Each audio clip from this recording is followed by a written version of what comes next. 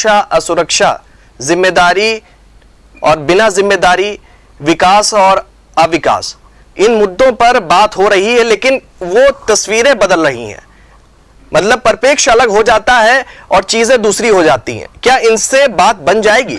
UP की राजनीति में क्या पा रहे हैं इस वक्त? बदलाव, तकरार, या लोगों में कहीं ना कहीं दबे आवाज में नाराजगी भी समझ में आ रही है? नीरज मेहरे जी। तो जी महत्वपूर्ण बात यह है कि निश्चित रूप से इसमें मुझे कहने में कोई हैरानी नहीं है कि उत्तर प्रदेश में योगी सरकार आई, भारतीय जनता पार्टी की सरकार आई, निश्चित रूप से माफिया राज खत्म हुआ, माफियाओं का सफाया हुआ और एक मैसेज जो सरकार ने आम आदमी को देने की कोशिश की या दिया, वो व्यापारियों में भी मैसेज गया कि कानून व्यवस्था ठीक है, महिलाओं में भी गया, युवाओं में भी गया, निश्चित रूप से इसमें कोई दो राय नहीं। लेकिन अगर आप ये एक पैमाना मान के चले कि माफिया राज खत्म हो गया, अपराध खत्म हो गया, तो वो किसी प्रदेश का विकास का पैमाना नहीं हो सकता। दूसरी बड़ी बात, अगर आपने माफिया राज खत्म किया है तो मैं दावा कर सकता हूं कि पिछली सरकार जो बार बार चर्चा भारतीय जनता पार्टी करती है, 2017 की सरकार से 50 गुना अधिक साइबर क्राइम बढ़ा है। उत्तर प्रदेश में कितने साइबर क्राइम थाने खोल दिए और कितने लोगों को न्याय मिल जाता है, कितने लोगों के मुकदमा दर्ज हो जाते, उसमें भी नियमावली है। अगर जीत ली जाएंगे तो एक लिमिट है कि इतने से ज्यादा का अगर फ्रॉड हुआ होगा तो ही आपका मुकदमा लिखा जाएगा। लोग थाने और चौकियों के, साइबर क्राइम थाने की चौकियों के बाहर चक्कर लगा के लौट आते। दूसरी बड़ी बात तो निश्चित रूप से आपने कही कि एक भारतीय जनता पार्टी के प्रवक्ता ने एक बात कही जो मैं उनकी बात का समर्थन करता हूं कि एक विशेष समुदाय के लोग ही इस अपराध की श्रेणी में गिने जाते हैं। निश्चित रूप से अगर कहीं भी कोई घटना होती है उसमें इनका नाम आता है, इसमें कोई दो राय नहीं।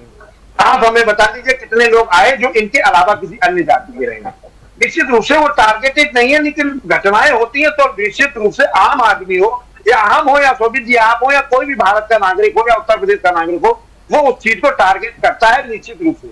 लेकिन अब आपको जनता की जो आप बात कर रहे हैं लगातार कि जनता, तो अगर आप फिल्मों पे अगर प्रदेश चलाना चाहते हैं तो मुझे लगता है कि बैंडेड क्वीन की भी चर्चा कर लेनी चाहिए आपको। बैंडेड क्वीन फिल्म क्यों बनी थी और उसमें क्या दिखाया गया था, उस पर भी चर्चा करनी चाहिए ना आपको कि बैंडेड क्वीन में फूलन देवी के साथ क्या हुआ था और बाद में समाजवादी पार्टी ने उन्हें सांसद बनाया।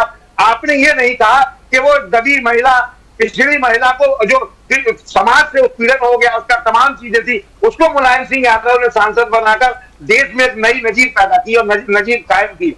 मुझे लगता है इस पर भी देखना चाहिए। और वो महिला का उत्पीड़न किन लोगों ने किया था, इसको भी देखना चाहिए। अगर फिल्मों पे ही चर्चा करके इस प्रदेश का विकास संभव है, 5 ट्रिलियन डॉलर इकोनॉमी की बात कर लेंगे आपने विकास किया, हम भी स्वीकार करते। आप हमें बताइए ना उत्तर प्रदेश में कितनी नई बिल्डिंगें बन गई जिनकी चर्चा आप कर सकते हो, ग्लोबल स्तर पर कर सकते हो, स्टेट लेवल पर कर सकते हो। सड़कें बनी, एयरपोर्ट बना दिए आपने, ठीक बात है, हम स्वीकार करते हैं। लेकिन मुझे लगता है कि मूलभूत चीजें जो जनता को मिलनी चाहिए, क्या पूर्णतः मिल पाई या क्या समस्या उनकी है अभी तक जो आप दूर नहीं कर पाए। मुझे लगता है कि चुनाव आ रहा है तो जनता के मूल मुद्दों से भटकाने की कोशिश की जा रही है और पोस्टरबाज से मुझे लगता है कि जनता विचलित होने वाली नहीं है। जी शोभित जी। जी बिल्कुल।